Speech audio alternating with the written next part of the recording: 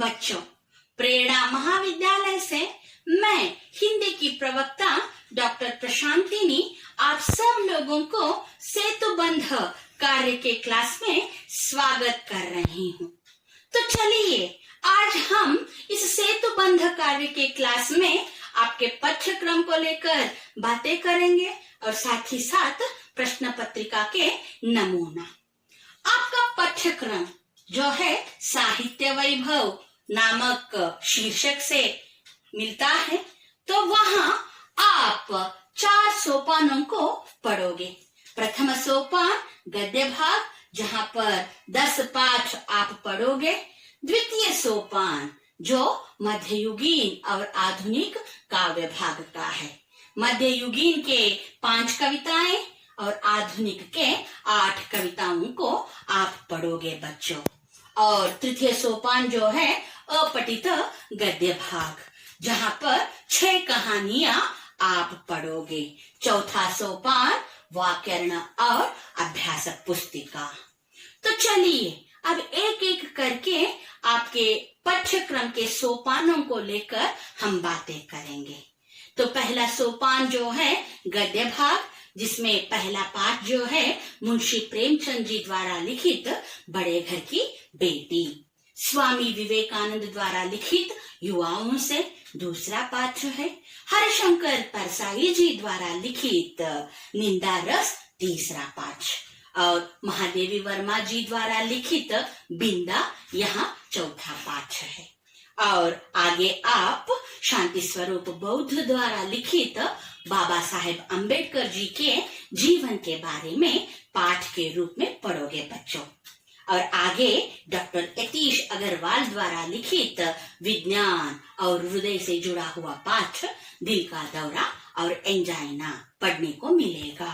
और इसके साथ साथ विष्णु प्रभाकर द्वारा लिखित बद्रीनाथ यात्रा।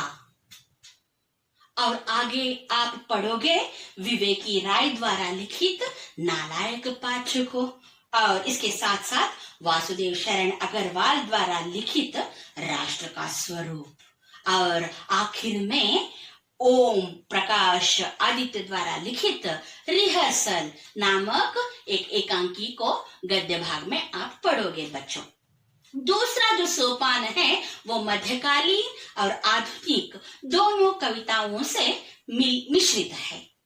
तो यहाँ दूसरे सोपान में मध्यकालीन के 5 पद्यों को आप पढ़ोगे। पहला जो पद्य है कबीरदास जी के 2 है, दूसरा जो है तुलसीदास जी के 2 है, और तीसरा जो है मीराबाई के पद, और चौथा जो है शरण वचनामृत। अलम प्रभु, अक्का महादेवी, बसवेश्वर जैसे शरणियों द्वारा लिखित कन्नड़ के वचन जो है उनका अनुवाद यहाँ पर शरण वचनामृत नामक कविता के रूप में आपको पाठ्यक्रम में पढ़ने को मिलेगा। और 5वां जो मध्यकालीन का जो पद्य है वो है रीतिकालीन का पद्य रसखान के सवैये। सवैया यानी 4 पंक्तियों वाला पद्य। यहाँ पर कृष्ण भक्ति शाखा का जो महत्वपूर्ण एक अंग, उस अंग में एक कवि रसखान, तो रसखान अपने कृष्ण भक्ति को यहाँ सवैये के रूप में प्रस्तुत कर रहे हैं, उसको पढ़ोगे। और इसी दूसरे सोपान में आप 8 आधुनिक कविताओं को पढ़ोगे बच्चों। पहला जो पद्य है मैथिली शरणगुप्त द्वारा लिखित कुटिया में राजभवन। दूसरा जो पद्य है वहां पर सूर्यकांत त्रिपाठी निराला द्वारा लिखित तोड़ती पत्थर। और आगे सुभद्रा कुमारी चौहान जो श्रेष्ठ कवयित्री थी, उनके द्वारा लिखित उल्लास पद्य को आप पढ़ोगे बच्चों। और आगे आप लोग हरिवंश राय बच्चन द्वारा लिखित तुम गा दो मेरा गान अमर हो जाए, इस पद्य को पढ़ोगे। और आगे आप प्रभाकर माचवे जी द्वारा लिखित प्रतिभा का मूल बिंदु, इसके बारे में आप पढ़ोगे। और डॉक्टर सरगु कृष्णमूर्ति द्वारा लिखित तुम आओ मन के मुग्ध मीत, इस पद्य को भी आप यहाँ पर पद्य भाग में पढ़ोगे बच्चों। और राम निवास मानव मत घबराना, यहाँ पर कहते हैं मत घबराना नामक कविता को भी आप पढ़ोगे। और आखिर में ना जयंती प्रसाद नौटियाल द्वारा लिखित नमन स्वरूप अभिनंदन के हकदार नारी, अभिनंदनीय नारी को आप लोग पढ़ोगे। और तीसरा जो सोपान है बहुत ही दिलचस्प सोपान, 6 कहानियां अलग अलग से। यहाँ पर पहला जो है वहाँ जयशंकर प्रसाद जी द्वारा लिखित मधुआ, इस कहानी को आप पढ़ोगे। और दूसरा जो है मन्नू भंडारी द्वारा लिखित श्मशान।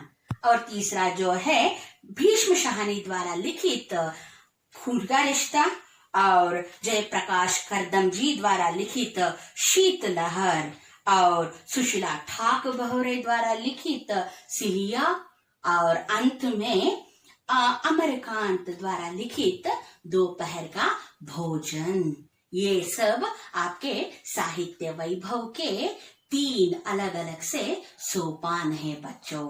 इसके साथ साथ चौथा सोपान जो है वो रहेगा आपका वाक्यरण और साथ ही साथ अभ्यास पुस्तिका।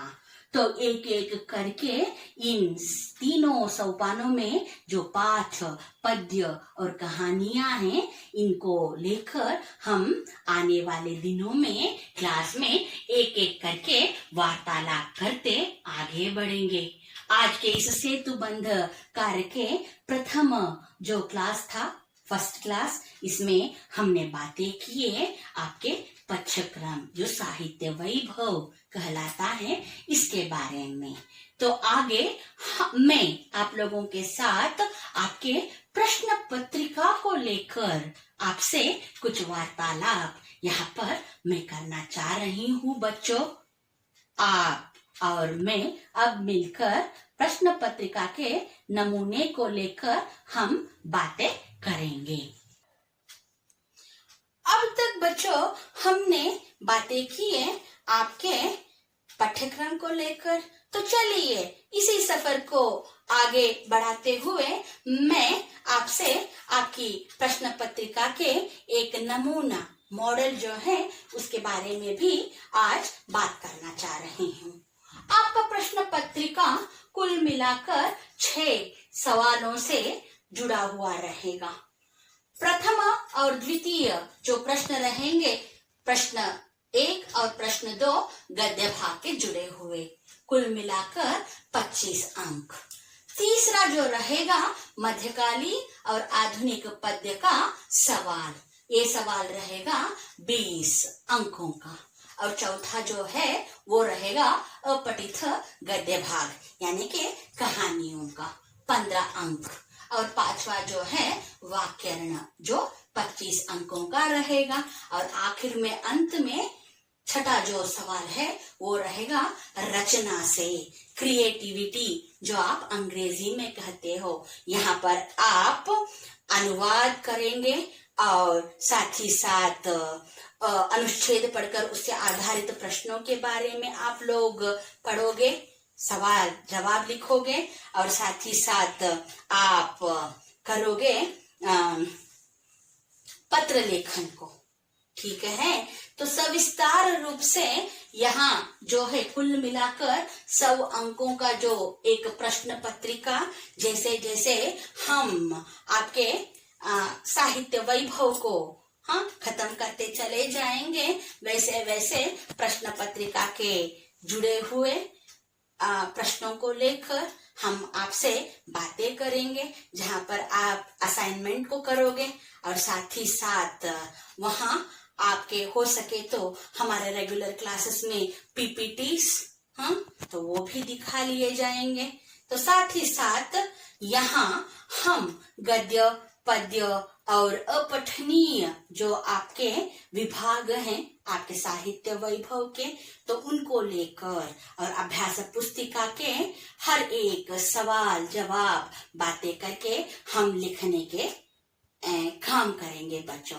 और मैं भगवान से यहाँ पर प्रार्थना करना चाह रही हूँ कि ये जो कोविड-19 जो आ गया है कोरोना, तो इस महामारी से हम लोगों को जल्द से जल्द मुक्ति मिल जाए। तो भगवान हमारी प्रार्थना सुनकर इस हालात से हमको मुक्त कर दे। तो आप सब लोगों से मैं निवेदन करना चाहती हूँ, भले ही आप विज्ञान के छात्र छात्राएं हैं, तो आप स्वास्थ्य के बारे में जानते हो, तो फिर भी आप सब लोगों से मेरी एक गुजारिश है कि आप स्वास्थ्य के साथ साथ घर में रहिएगा, परिवार में खुश रहिएगा। तो आज के इस क्लास में हमने आपसे पाठ्यक्रम को लेकर और प्रश्न पत्रिका के नमूने को लेकर आपसे वार्तालाप किया। तो आने वाले अगले क्लास में और कुछ जानकारियों को लेकर सेतुबंध कार्य में हमारी आपसे मुलाकात होगी। तो तब तक मैं आपसे विदा लेना चाहती हूँ बच्चों। धन्यवाद।